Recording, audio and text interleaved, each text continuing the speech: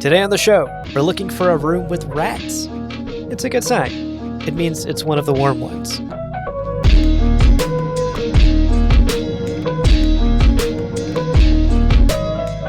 Welcome to Winds Howling, a companion podcast to the Witcher TV show on Netflix. We'll be diving deep into each episode of the show and exploring the larger context of the story from the games and novels.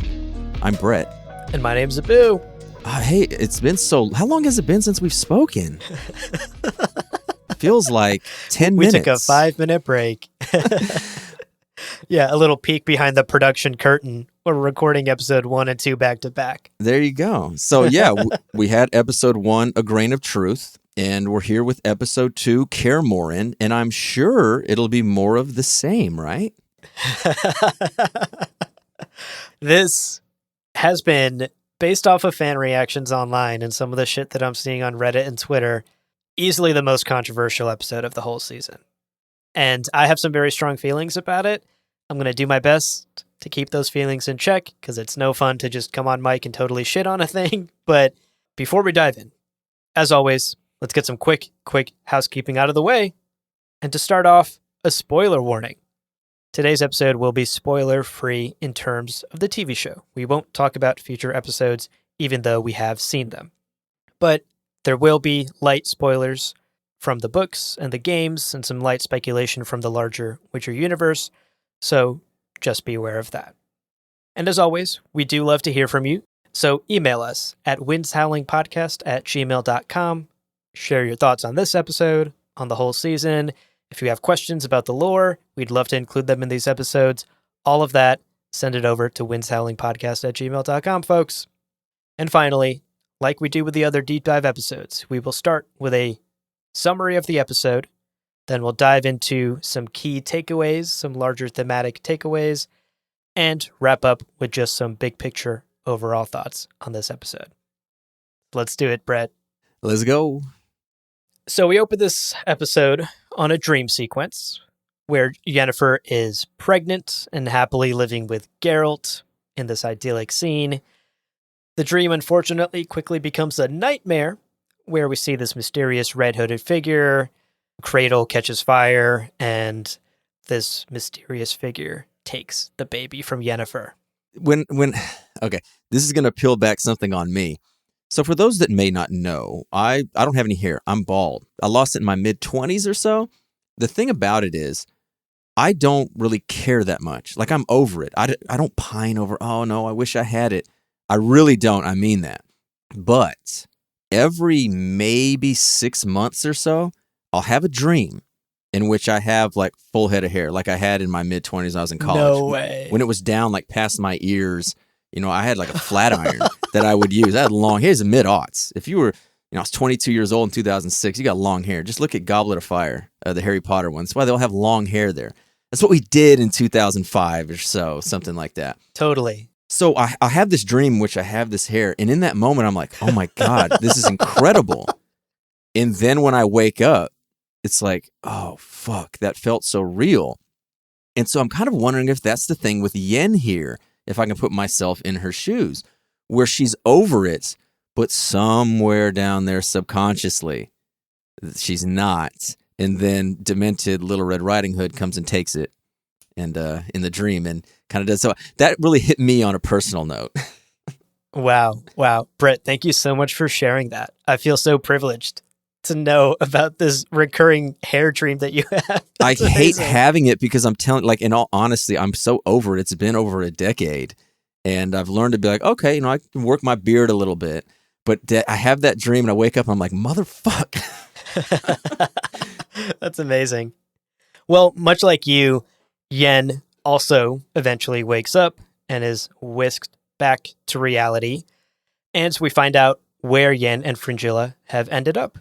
They find themselves in Damaridium chains made from a material that blocks magic in this universe. And we learn that they've been captured by the elves.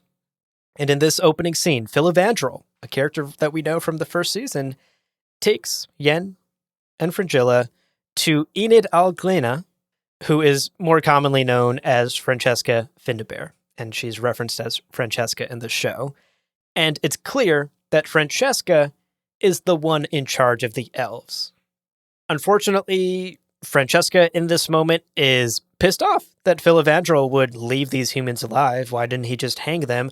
Why would he bring them to her? And his response to that is, oh, well, they could be useful. Aren't we in human forests? Like, we could use them. Yen tries to pull the, oh, but I'm a fourth elf. Like, you wouldn't harm one of your fellow elves, would you? And playing that card fails spectacularly. Francesca responds, quote, do you sing our songs? Do you honor our elders? Have you ever shed a tear for anything elven?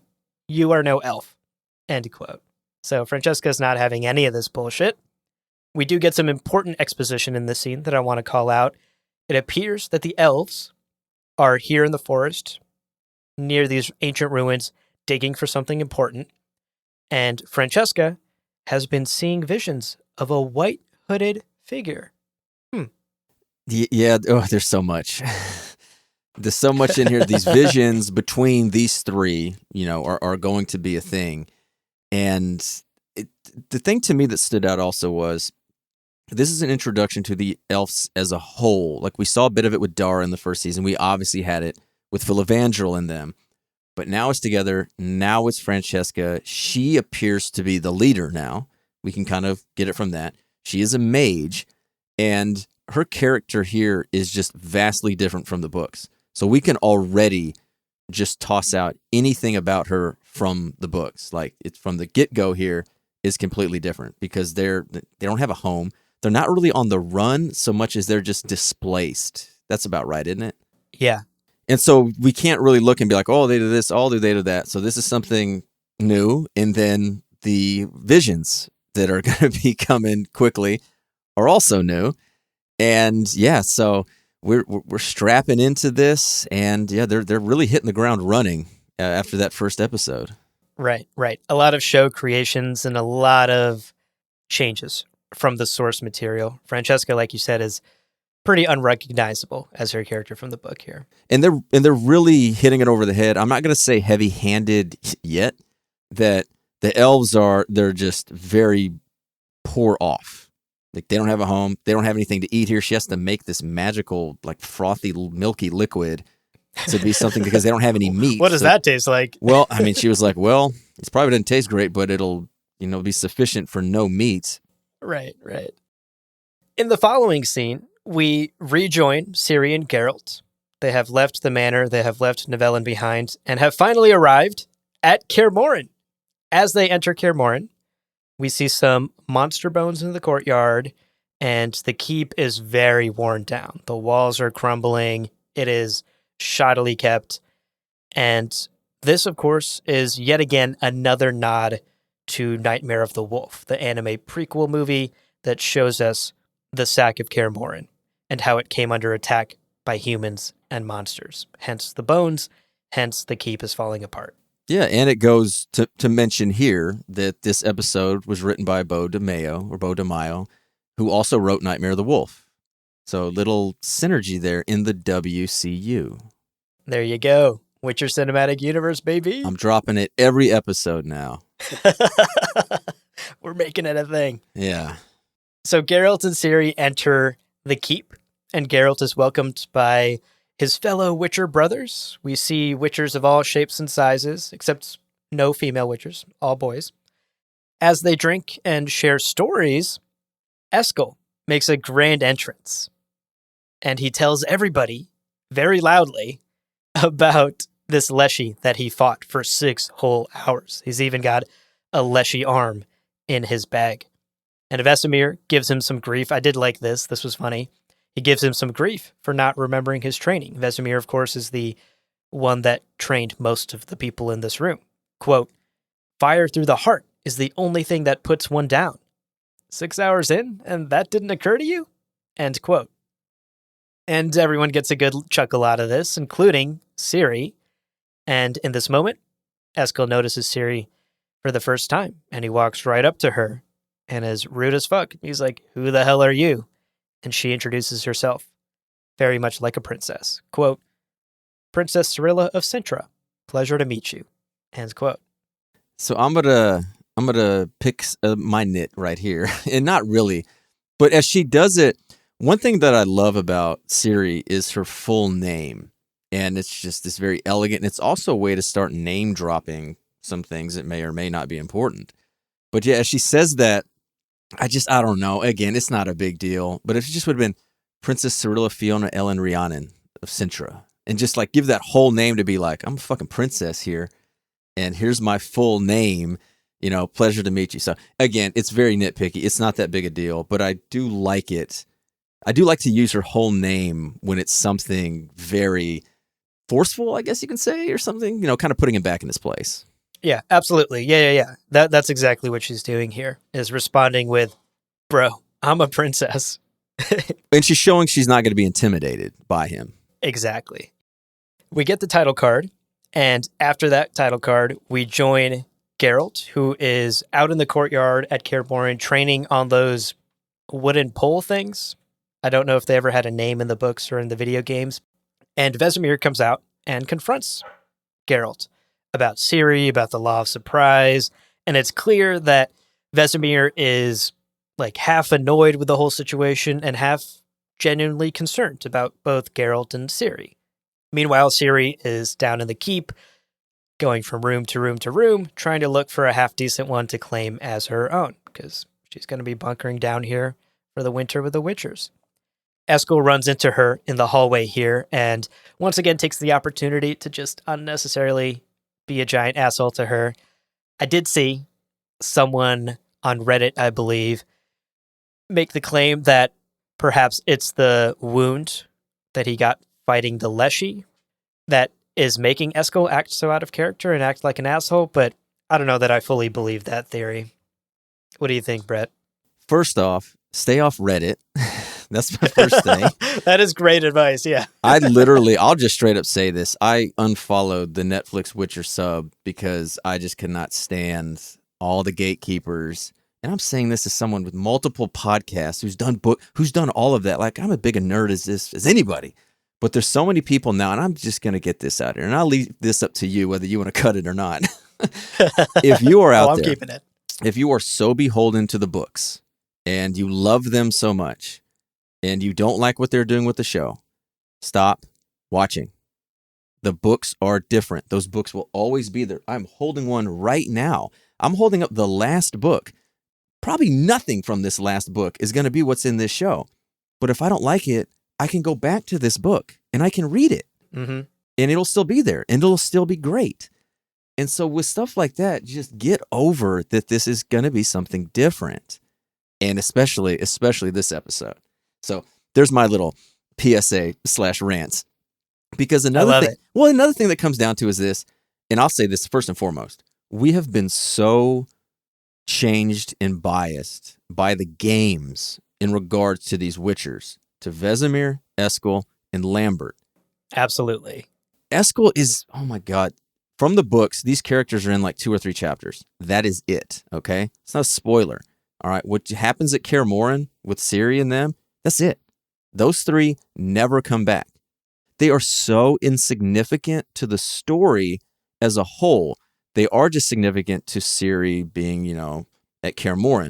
But this goes to Eskel from the games. It's not like Eskel from the books. But people are complaining that, why is Eskel like this? Vesemir, okay? I want to ask you this too. What do you think of Vesemir? Because Vesemir from the games, this overly grandpa guy, he's just this. That's not what I got from the books. This Vesemir here is much more like the books than the games, but I find myself almost not liking him because I like the one in the games more because he was like this Papa Vess. So what do you think about that? I'm with you in regards to the game has very much tainted my view on a lot of these characters. Tainted is the wrong word. That's too strong a word. It has affected my views on these characters, even in the books. Yeah. Because you're correct that the game characters are not the book characters. And even the games are an adaptation of the source material. The books are the source material, the original canon, right? We know the games are not even considered canon. And yeah, I'm with you. I found myself not liking Vesemir in this episode because I'm much more attached to the Vesemir in the game. And it's just my attachment to the games that is getting in the way of me enjoying that. Eskel, I think, is a different situation. In the books, Eskel is also much more mature. He's very kind to Ciri from the onset. He is the counterpart to Geralt. Like, Geralt is seen as sort of the big brother in the room for all of these younger Witchers. Eskel is also one of the more mature, experienced Witchers who is very brotherly alongside Geralt. They're like the two older siblings among all the Witchers. That vibe has totally been changed in this episode. Eskel is like this frat boy douchebag in this episode. And that I do have issue with, because I think, not even taking the game into account, Eskel's character has entirely been botched in this adaptation, from my point of view. Okay, see, I actually think Lambert is the frat boy douchebag in the show. I mean, to be fair, a lot of the Witchers are portrayed as like this frat boy douchebag. You know, you're right. And it also, we should also say that, in the books, it's just those 4 Witchers there. Yes.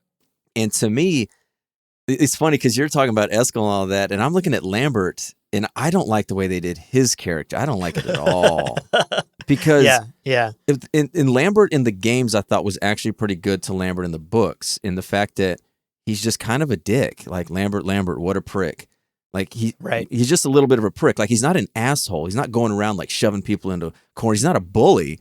But him here, he's telling these jokes, and he's all right, and it's just, I tell you what, I really like the actor. I think his name is Paul Bouillon or something like that.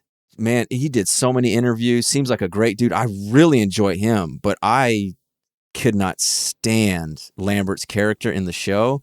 And I'm not going to lie, kind of hoping they killed him off because if they were going to do it, I'm with you. Yeah. And so again, maybe we're bearing the lead, but I don't dislike this episode as much as others because, like I've said before in my little rant, I've detached this into something on its own. I can look at it on its own, but I just did not find the Witchers or Kaer Morhen enjoyable to be at. Like, we talked about how we wanted them to expand the role of the Witchers. And then when I saw there were a lot of them, I'm like, oh, I wasn't expecting that they'd have, was like a dozen there or something. I was like, oh, okay, maybe they'll do something with it. Maybe they'll have like a big Witcher battle where they'll all do this. And it just, the hitting of Kaer Morhen and the Witchers, it just didn't land for me at all. Yeah, I agree. Well, let's continue with the summary, and we'll circle back to some of our issues with Kaer Morhen, because you touched on some things I want to talk about later. In the next scene, we are back with Yen and Fringilla, who are still very much captives of the elves, still have those Dimeritium chains on them. And they realize that, wait a second, all 3 of us, all the sorceresses here, have been having very similar dreams of mysterious hooded figures. And they decide, hey, maybe this is a bargaining chip. This is something we can use to buy our freedom with Francesca. As we mentioned earlier, the elves are eating this like meager meal by the fire, and Francesca does that frothy milk thing for her brother. We do learn a bit more about Francesca's character in the show. We learn that her mission is to find Dol Blathana. That's what the elves are out here doing. And she says, quote, "We mustn't lose faith in a bright elven future. What has been need not always be." End quote. And I will say, in an episode where I didn't like a lot of things, I really loved this quote. It resonated very strongly with me. And I can see why the elves have bought into Francesca's vision. Yeah, and it resonates to me even in real life, because I love it as well, because so many things don't get changed. It's the way it's always been. Or what are we going to do? And you can just be like, yeah, what has been need not always be. It doesn't have to be that way in any facet of it, because anytime there's a major societal change, you can always go back and look in newspapers or politicians or whatever saying, oh, that's never going to happen. This is just the way it is. And certain things now, a 40-hour work week or 5-day work week, there were times when people were like, it'll never be under 60. You're never going to go to 5 days. And so certain things like that can be changed. It just takes the will of something. And we're seeing that from the elves here, that they're like, we don't got to take this shit too much more longer. Yeah, absolutely. Everybody hear that? Brett loves a 4-day work week. Let's make it happen. I do think, honestly, that's the future. Yeah, it should be. A lot of other things before there, though. Right, true.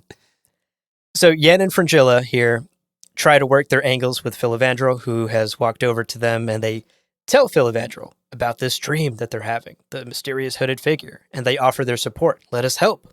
Let us talk to Francesca. Let us help you guys find what you're looking for. And Filavandrel seems to be swayed just a little bit and probably would have agreed to some sort of deal with them. But just at that moment, an elf in the distance announces that they have found something. But first, we jump back to Kaer Morhen, where Geralt is studying this Leshy arm that Eskel brought in with him. And he is talking to Ciri. They're both in the laboratory in Kaer Morhen. And Ciri is basically asking if Geralt intends to train her. She wants to learn how to fight so that she can kill the man with the black winged helmet, the man that she is having these nightmares about. And Geralt responds, again, I loved this quote as well, and this entire sentiment from Geralt. Geralt says, quote, "This is important. We don't kill out of fear. We kill to save lives." End quote. Again, we're seeing this relationship build up between Geralt and Ciri, and we are seeing him try to impart his experience, his lifetime as a Witcher, impart some of that wisdom on her. But she's young. She has already seen too much for one lifetime, and it's clear that she's not really buying this quite yet. Before that conversation can continue, though, they hear something happening in the main hall. And I won't be able to talk about this without raging. Brett, do you want to tell us what happens in the main hall in the next scene?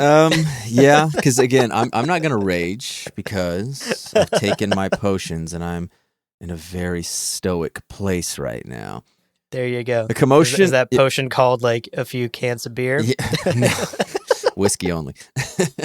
maybe a nice porter. I got some porter in there. That might not be that bad. There you go.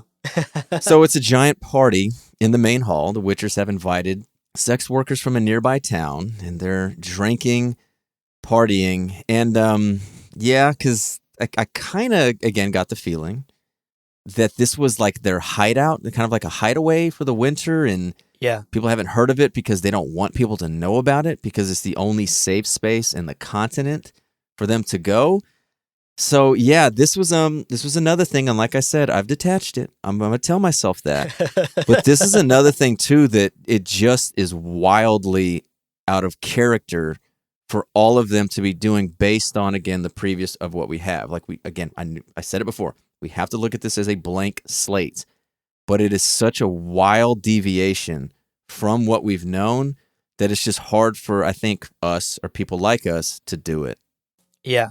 And I recognize that I am having a much harder time disconnecting the books from the show, and that's where a lot of my feelings come from.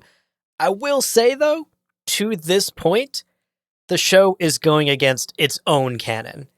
Because last episode, Geralt tells Ciri, yeah, you've never heard of Kaer Morhen because we keep it secret. It was attacked once. So the show itself has established that Kaer Morhen is a tightly guarded secret that the Witchers don't want getting out because they've been attacked once before. We've established this in the world of the show, taking everything that we know about the books out of it.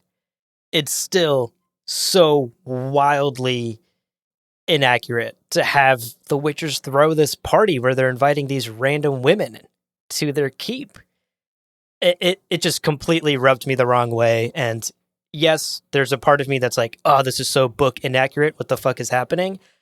But there's also another part of me that is like, wow, the show is already like going against what it established itself, looking at it purely from a show perspective. I kind of was half expecting Vesemir to just be like, what the fuck are y'all doing? Take this shit to town. Which would make sense if it was, hey man, let's go out and party. You're going to go to this town. This town has to be close enough for all of these women to get there by. So it should have been very easy for them to go to it. But yeah, I don't know. Like from everything else, it's just so hard to look at this and be like, oh, this makes sense. It just doesn't make any sense. It doesn't. Anyway, this scene wraps up. Geralt walks over to Eskel, and he's still fuming, so he decides to take it out on Eskel. And, you know, he's very much giving off this eldest sibling vibe. Eskel responds in a classic youngest sibling fashion and tries to punch Geralt because he's very drunk at this moment. And he leaves the room with a huff with the woman that he was with at that moment. And that's where the scene wraps up for now. These are not the Witcher bros I thought we were getting. No, not at all. Like I wanted to see just them, this small tight knit group. Oh, here's Ciri, and it's us. I don't know, whatever. Yeah. Well, back in the Elven ruins, Yen and Fringilla have met up with Francesca. Francesca has brought them down into whatever it is they have found in these ruins, and the three are discussing these visions that they're having. We learn that Francesca, in her visions, sees Ithlian. Fringilla sees Emir, and Yen decides not to share at this moment. She doesn't feel like sharing. And after a little bit of discussion and arguing over the runes that are etched here in this statue of the Deathless Mother, the statue then moves and reveals a hidden door. And they all decide, okay, let's go down this hidden door and see what's up.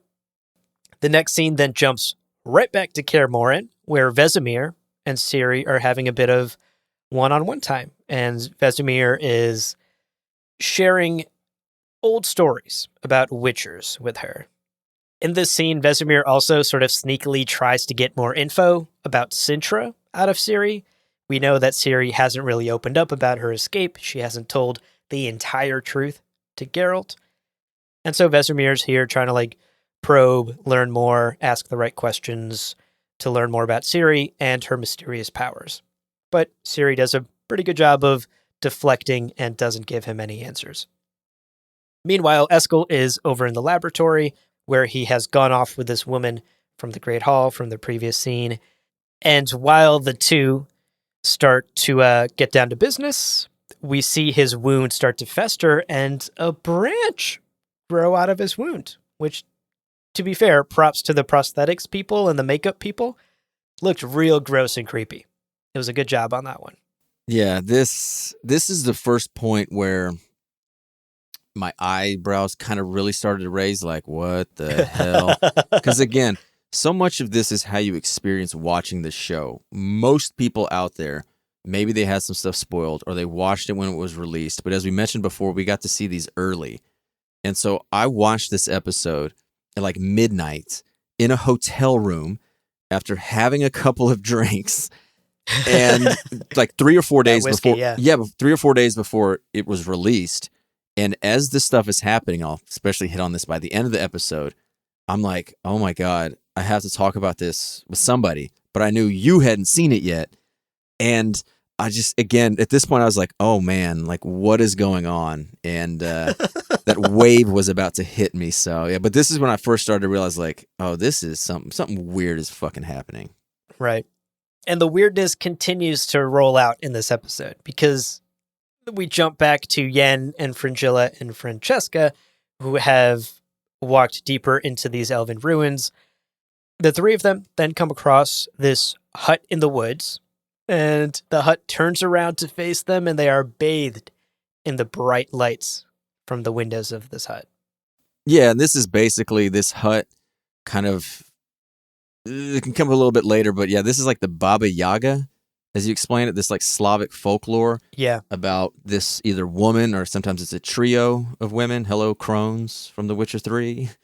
And it's a hut with chicken legs is what this Slavic folklore is. So they definitely get that from here. But I will say this. This was awesome. I love seeing it. They had this in the trailer, one of the trailers, I believe. Mm-hmm. And something like that is just really cool. Any kind of cabin in the woods with a witch or anything like that, I'm in. I don't care what it's about. I love just witches in the woods. Well, you're going to get it. Put a pin in that thought. The witch is coming. We jump back to Kaer Morhen in the next scene, and Geralt and Vesemir are having a little chat about Ciri, and Vesemir takes this moment to share some fatherly advice. I want to pick apart this scene more fully and talk about this theme of fatherhood in a takeaway later, so I'm going to breeze through this scene, not dive too deep, but during this conversation, suddenly everyone's medallions and the medallions that are hanging on the medallion tree start shaking ominously, and the Witchers jump into action. I think we mentioned it in the Nightmare of the Wolf episode, but I do really love this fallen Witcher medallion tree. Love it. Yeah. Yeah, I do think that was a great addition that kind of lets you know this history. So I just think this is something that's really cool to lay into this folklore of the Witchers and let you know, wow, there were a lot before and there's not a lot now. I think it's an easy visual way to show just how many Witchers have died. All right, let's go check in on Francesca, Yen, and Fringilla back at this hut. They are all deep in their own visions of this hooded figure. All three of them are basically offered the thing they most desire. For Francesca, it's a future for the elves. For Fringilla, it's some combination of power and freedom and autonomy. And for Yen, we'll talk about this more fully later, it's a reconnection with chaos, because we learn in the final couple of scenes of this episode that Yennefer has lost her connection to chaos. She cannot use magic anymore. Francesca and Fringilla are told that in order to achieve the things they desire, they have to build an alliance between Nilfgaard and the elves. Yen, on the other hand, isn't offered any solutions, and instead the Deathless Mother tells her, quote, "I'm gonna let you bake some more. I want your desperation crisp. You will beg me to take it from you, and I will." End quote. Really ominous shit. Yeah, big Mephistopheles vibe from here. Very much making a deal with the devil. If you want to reach into next week, you can kind of draw that with like Gaunter from The Witcher 3. Yeah. That it's something in there, yeah, where it's, hey, you want something? And again, Gaunter, again, is very Mephistopheles. This isn't saying they got it from there. This is a tale as old, and you can probably find it in a ton of other folklores. A Faustian legend, if you will. Faustian bargain is what it's called. And so we kind of get those vibes there. And yeah, at this stage, again, it's probably about 12:40 in the morning as I'm watching it. That first go around, I remember thinking, what the hell is going on? And I'm not going to lie, I still to this day, I'm not sure I can adequately explain exactly what all is happening now or the future. So you don't got to worry about spoilers because I don't fucking know anything. Yeah, honestly, this is the episode where the show is diverging so aggressively from the books that spoilers are honestly like a non-issue from here onwards. Yeah, and it's not just that, but we should also say, I think what made that first episode so good was how narrow it was. That, 3/4 of the episode, I think it's fair to say, was just at Nivellen's Manor. Yeah. With just Nivellen, Geralt, Ciri, and Verena. And it started, you didn't know anything, and it ended completely closed. Right here is no question. This is almost like, in a way, like a premiere because of how much we're getting, even though we're really only in two places again. And so, yeah, they're starting to branch out here. And yeah, all of this stuff is nothing from the books, which we'll see how they pull it all together. But as I've said before, I enjoy it because it's new. If everything that was happening in the books happened on the show, it'd be boring because we'd just be sitting here telling you, oh, yeah, this is going to happen. Oh, yeah, this is going to happen.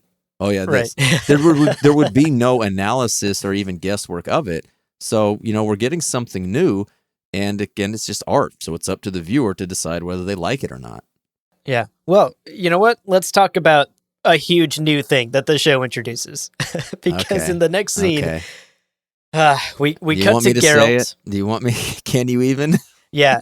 I clearly I can barely get this out. Yeah, go ahead. Walk us through this next scene. I'm going to bury my head in my hands. So Geralt enters the laboratory, or the laboratory, for our fellow American friends at Kaer Morhen, and battles the Leshy, which is actually Eskel. Okay. The CGI and everything is great. It just looked so ridiculous. It's so out there that it just didn't get me. I didn't get it. I'm totally with you. And I think that this is the source. If we were to pick just one thing in this episode that has made it the most controversial, it's Leshy Eskel. Yeah. Is the thing that has blown up on the internet. If Eskel would have been killed by the Leshen, like somehow this Leshen gets into Kaer Morhen, that would have been perfectly fine. I get it. Again, for the people that have not read the books, they've only played the games. Eskel is a tiny, tiny character. He is on screen. Yeah. I'm sorry, he's on the page for less than just about anybody, but because he's Geralt's oldest friend and because he's a Witcher and because of The Witcher 3, we tend to think of him bigger than what he is. But yeah, the whole morphing into, again, it just missed me. I agree. And again, like as someone who is having a harder time disconnecting the source material, it also just canonically doesn't make sense. I won't go on about it. But what did hit me and what I did like was Vesemir coming in and Geralt and Vesemir kind of fighting together with all these vines coming around. That was cool. I did like that. That was good. Yeah, I loved the back-to-back fight. And it's clear that in this scene, both of them are sort of pulling their punches, right? They're like, this is Eskel. They're trying not to kill a fellow Witcher. Yeah. Right. And they do end up basically chaining him, restraining him with these chains and these hooks. But, of course, this is a Leshy. He's got branches on branches on branches, and one of them wraps themselves around Vesemir's neck and starts choking him. And Geralt has a decision to make. Watch Vesemir die or stab this Leshy in the heart. And, of course, as we know, he uses what I assume is Igni on his blade to light it aflame and stabs Eskel Leshy through the heart. I was going to save that for when you started going off about it, because I was going to say that was really cool, too, that he kind of Beric Dondarrion his sword. Yeah, he pulls a little lightning lord on his sword, and I'm like, that's badass, too. Please do that more often, Geralt. Swords on fire are fucking awesome. Always, objectively speaking. I agree. Especially when they kill this abomination. Yeah, abomination indeed. So that's the end of Eskel Leshy. And in the next scene, we rejoin our sorceresses who are awakened from their visions. And we learn that Fringilla and Francesca have done exactly what the Deathless Mother told them to. They've decided to join forces, and they will be heading to Sintra. But ultimately, what we can gather from this scene and these visions and this sort of B-plot with the sorceresses that's been running through this episode is that apparently we're all okay just cutting deals with someone named the Deathless Mother. I'm just like, this is a huge red flag, y'all. What are we doing? It is, but I've never really lost anyone close to me. Fair. I've never had a loved one, of parents, or anything like that. My life has been pretty easy. This past year has been difficult, but it's not on the level of anything like this. And when I look at someone like Francesca, whose entire race and people are being obliterated and dying off, if someone offers you a way out, and not only that, but actually puts you in the moment of it, a dreamlike state that is realistic, like even more so than a dream, I don't think we can even judge what they would do in that situation. That's fair. It is their greatest desire, right? It's almost something that they wouldn't be able to turn down. The Deathless Mother is offering them the thing that they want deepest in their hearts. So you're right. They've suffered a lot, and the Deathless Mother is offering them a brighter future, just like Francesca was saying earlier. It's like that mirror in Harry Potter. I don't know the name of it. Yeah, the Mirror of Erised. There you go. There's my Harry Potter geek coming out. Boom, got it. All right, let's wrap up the Kaer Morhen storyline as well. After the Leshy fight, Geralt visits Ciri in her room, and the two share a relieved hug or touching moment. The Witchers mourn Eskel. They hang his medallion up on the tree alongside all the rest of them. I don't know if you noticed, but shouts to that Witcher 3 medallion hanging in that shot. Yeah, I did. A lot of people did too, which is good. And so I guess that medallion is now canon in the show as well. Hell yeah. A little bit of the games bleeding into the show. It's not very practical in real life, but it does look really cool. It does look cool, yeah. Geralt then takes Ciri out into the courtyard and, dun-dun-dun, hands her a training sword, because this whole Leshy incident and his talks with Vesemir have convinced him that it's time for him to train her. It's time for Ciri to learn how to fend for herself in this dangerous world. Meanwhile, Yen is running and stumbling through this rainy forest. She's yelling out spells in the Elder Speech, unable to cast anything. We see just how terrifying this is for her. The thing that has defined most of her life at this point, being a sorcerer, having the ability to tap into magic, has been stripped away from her. And the Deathless Mother didn't offer it back. The deathless mother has just left her to rot, left her to suffer even further. And back in the courtyard, Geralt gives Ciri one final bit of advice as they start their training. He says, quote, "This continent was meant for no one. All you have to do is keep your sword close and keep moving." End quote.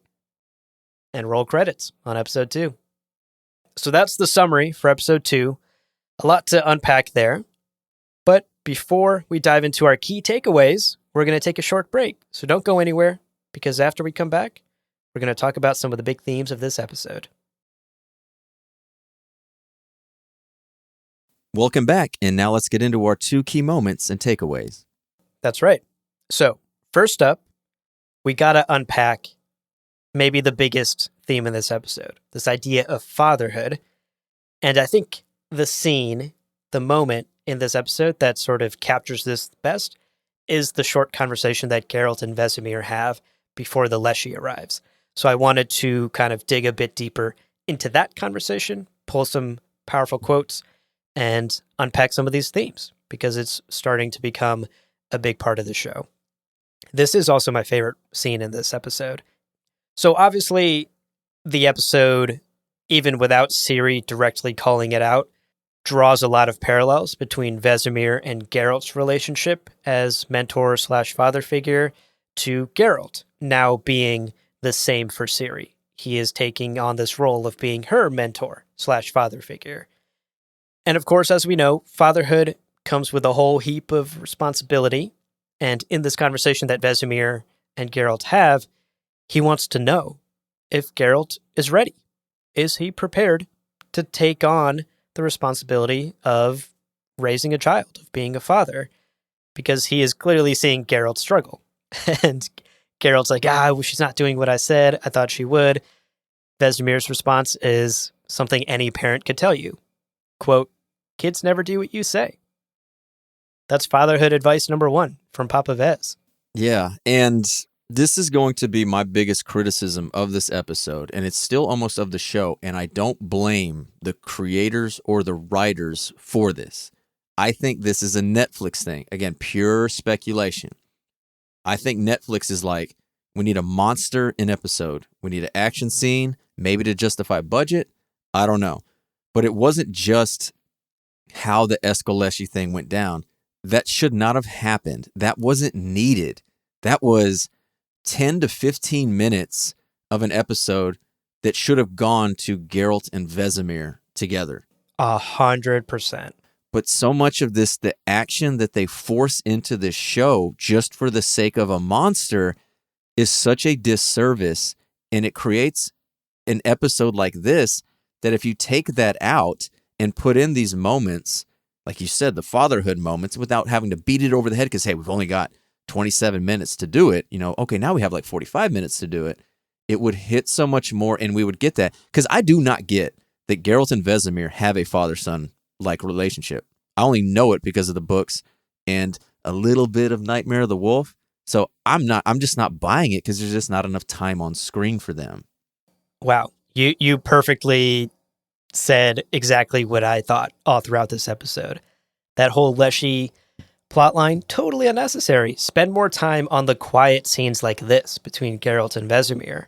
Something I loved in this scene is Geralt even referencing Nightmare of the Wolf and the events of the sacking of Kaer Morhen, when Vesemir's like, "Hey, are you ready?" And Geralt responds with, quote, "You had a batch of mutated orphans with nowhere else to go. Were you ready?" End quote. And Vesemir, of course, responds, "No," which is true. I mean, he, much like Geralt, was almost thrust into this role of fatherhood before he was ready for it. And the reality is that can any of us really be ready for such a responsibility? That's not really something you can be totally prepared for. Yeah. And I loved this moment of connection between the two. That Vesemir also admitted, well, yeah, you're right, Geralt. Like, I also fell into this role. I see you falling into it. Let me impart some advice on you. I thought it was a really great way to build this instant connection between the two characters, and also to show us that reality of parenting and how both of them are ill-equipped to be fathers. I mean, they're monster hunters. Anyway, let's wrap up this first takeaway about fatherhood and this larger theme about taking on this responsibility.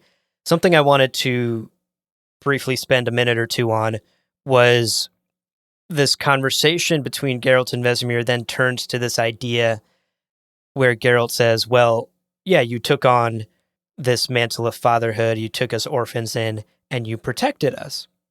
And Vesemir's response is, no, quote, I taught you how to fend for yourselves.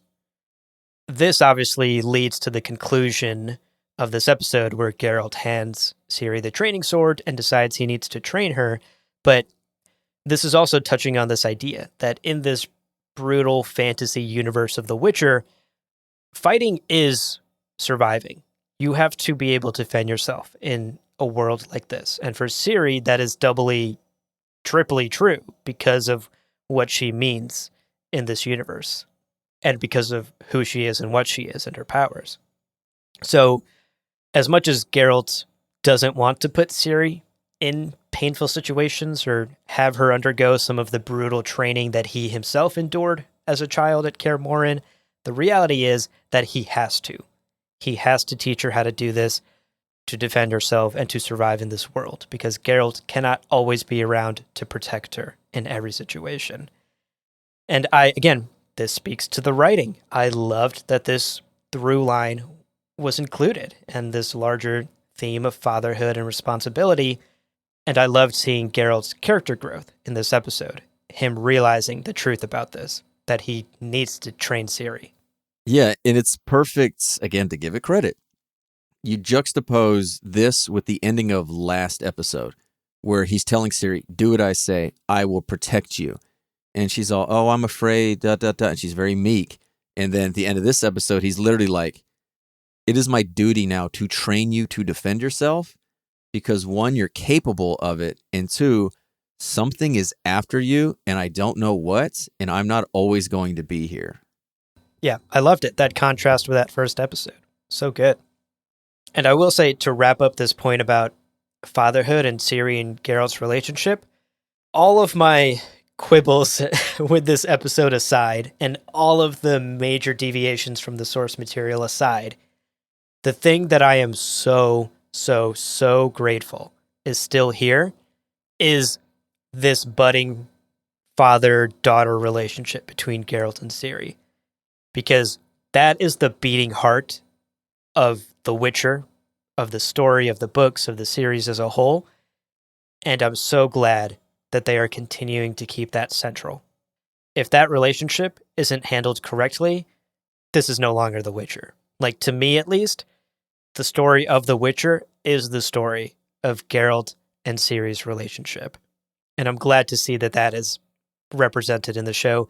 Even in an episode that I greatly dislike, that is still there. The heart of the show is still there. And that's what keeps me coming back. Yeah, that's the crux of it. And there's no question, again, even by the posters and everything. Right. Well, let's jump into our second big takeaway from this episode. And we have to talk, of course, here about Yen and how her tie to magic has been severed. And of course, a key moment here for Yennefer is the conversation she has with the Deathless Mother in her vision. And there's a lot to pick apart here, so I wanted to take it one piece at a time and get your thoughts on it, Brett. This young girl does start to taunt Yennefer.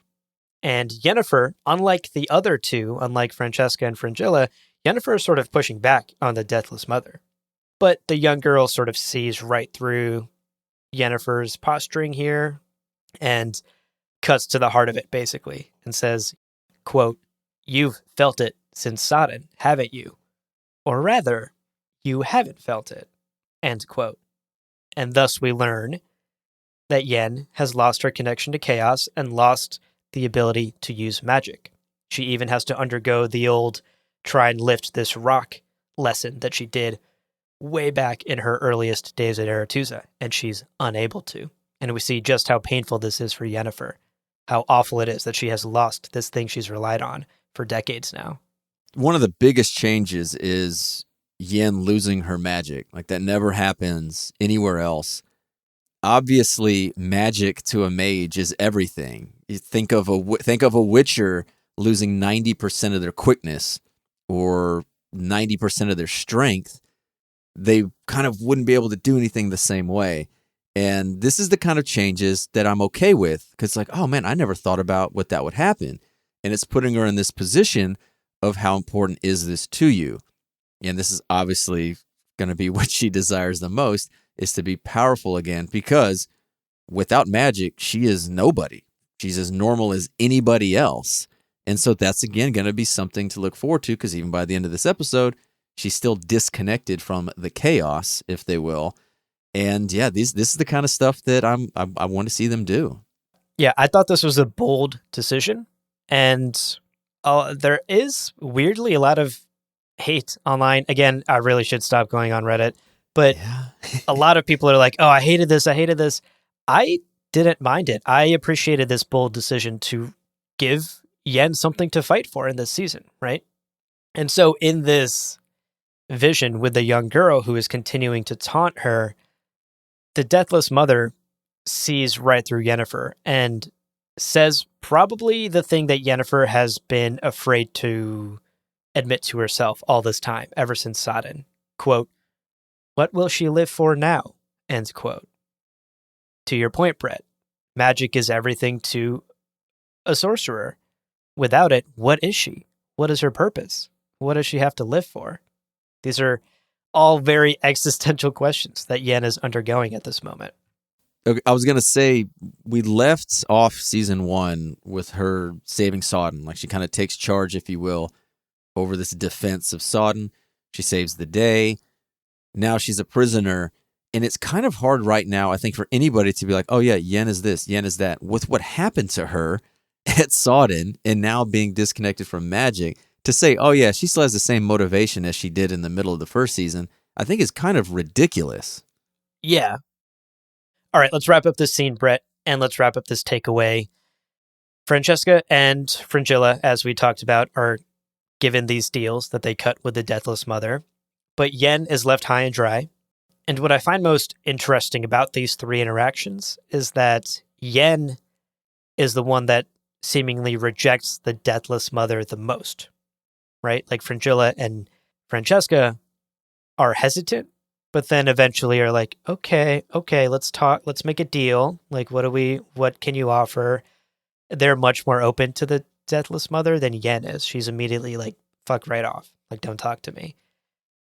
And I wonder if that's the Deathless Mother sort of being offended by that and choosing not to offer her any sort of solution. She wants Yennefer to beg. I think it's also that Yen is the only one of those three that is on her way or can go back to somewhere where she may at least be a hero. Fringilla's going back a loser who literally could be executed for failure, and Francesca literally has nowhere to go. So she obviously would want to make the biggest deal because she has no other recourse. And so I just think Yen is just simply not that desperate, and the Deathless Mother is really leaning into her because she has to more. With Fringilla and Francesca, she can just be like, hey, do you want this? And they'll be like, yeah. Oh, well, that didn't take much. Well, give me this. As opposed to Yen, it's just more or less. Yen is also much, again, I think even from the show, we can say that Yen is much more proud than those two. Absolutely. Yeah. All right. And that's takeaway number 2. Yen's big struggle this season, her big motivator in trying to reconnect with chaos. Let's wrap today up. Another long episode, Brett. Let's wrap up with big picture overall thoughts. I've said a lot about episode 2. I think people already know where I fall, but what's your assessment? The most controversial episode of the season. What did you think? No, yeah, I think we've covered it. In the wrap up, I see what you've written down, and I didn't put anything because it's like, well, that hits it. And I knew we'd cover it all anyway because we couldn't contain ourselves. But again, understand where people have their issues with it. I just don't care to hear anybody's issues if it's just, well, in the books they did, in the books they did, in the books, it doesn't matter. Okay? Like, it should not be used again to penalize it because it's something different. Now, if they completely change major characterizations or if certain major events aren't there, then I can understand it if it's not replaced in anything else. I do think this episode is getting more hate because it's on the backs of the first episode that was so good. And that first one raised that bar. It was so good. And then boom, you get to this and it's like, oh man. And so just right out of the gate for these first 2 episodes, we're seeing as good as it can get with changes. And we're seeing honestly probably as bad as it can get. But like I said, I think a lot of the stuff I've said, I think holds more water than just, oh, Eskel this, Eskel that. Eskel is not a main character. There's going to be other things I think that we can complain about. And our complaints about the lack of characterization or lack of development of the father-son relationship of Geralt and Vesemir, to me, that's a valid criticism. That they did the escalation thing to have less of that, I think is valid. As opposed to just, oh no, they killed my boy Eskel. That's, to me, that's just fucking weak. Like, complain about a theme, complain about people not getting developed rather than your 2-chapter character being killed off. Hell yeah, Brett, go off. I love it. We've been recording for like 3 or 4 straight hours. I'm getting cranky. Right. He's getting cranky, folks. No, I agree for the most part with you. There are some valid criticisms of this episode, and then there is some just unnecessary hate for this episode. And obviously, everyone is entitled to their opinion. We're not here to tell anyone that they're wrong or right. Art speaks to people in different ways. But personally speaking, the part where I actually do disagree with you, Brett, and I'm going to sort of diverge on, is I think it is valid criticism to compare the show to the book, because the show has been sold and has been marketed as an adaptation of the source material. And while adaptations, of course, need to differ, need to evolve, need to adapt to the medium, they're still, in my view, beholden to the thing they're adapting, to the larger themes and to the characters and the arcs of the original works, if you are trying to adapt a work. And so I do agree with a lot of the criticism online that what took place in this episode, A, doesn't happen in the books and wouldn't happen in the books because so much of it is in stark contrast to the established lore of the characters and the world and the themes that are already in place. So that's where my main criticism comes in, is if you are going to sell this as an adaptation of a thing, you are actively doing the opposite of what is represented in that thing. We talked about Kaer Morhen being a secret place. Why are you throwing a party? Eskel is the opposite of what he was even in the books, taking the games out of it. Okay, so again, maybe I wasn't as clear. If you want to complain about something from the books, it's all about characterization. And if you want to have a talk about Kaer and his character and his story in relation to it, absolutely, because he was a pretty major character. But to talk about and get all upset about Eskel and Kaer Morhen, which are in the books, Sapkowski thought they were so important, he had them there for like 3 chapters of the first novel. I'm being serious, though. This is what I'm talking about. These games have screwed up people's thoughts on this so much that they were barely there. Kaer Morhen and Eskel were there to introduce Ciri to witching, or being a witcher, if you will. Eskel was there to help train and give some kind of background that, hey, look, Geralt does have an older friend.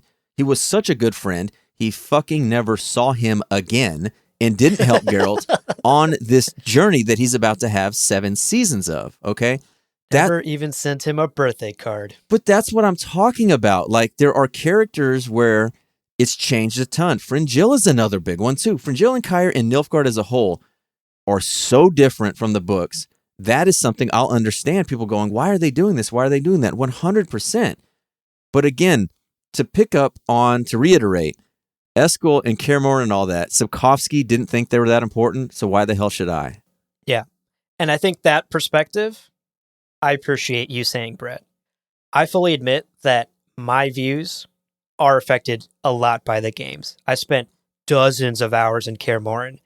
And that perspective, what you pointed out, Brett, that in reality, in the books, in the actual canon source material, these, in the larger scope of it all, are just a few chapters and relatively minor characters that serve not huge purposes. So that I do agree with you on. And I think that perspective is important for people like myself and a lot of people online who are just sort of really bombarding this episode. And, I still ultimately thought it was a weak episode, even as a standalone. We talked about the issue with the Leshy and not spending more time on character moments. But overall, I think the problem is that the bar was set so high in the first episode, and it was so good that this episode 2 had a lot to live up to, and it simply didn't. Yeah, and the good news is, I do think it continues to be the weakest episode. Yes, yep. It is only uphill from here, which is always a good sign.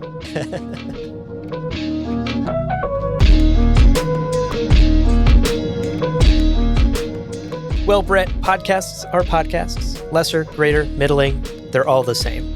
But we've completed our contract, and it's time to collect our reward. So leave us a 5-star review on Apple Podcasts and check out the other shows on the Lore Party Podcast Network on loreparty.com.